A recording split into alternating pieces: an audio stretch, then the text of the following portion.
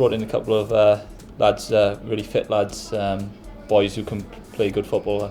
So I think as long as we're on the 3G or a good pitch, we'll be able to play some good football and get it down and pass it about a bit more this season. We're quite a small side this season. I think myself and Jeff White may be the tallest lads in the team, so we're not going to threaten off set pieces as much this season.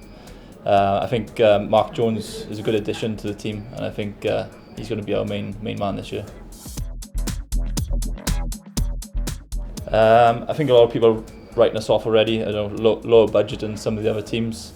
For us, I think, and Mark Gay's always, I think it's top 6. We just missed out last year by a point, I think it was. So top 6 definitely, yeah.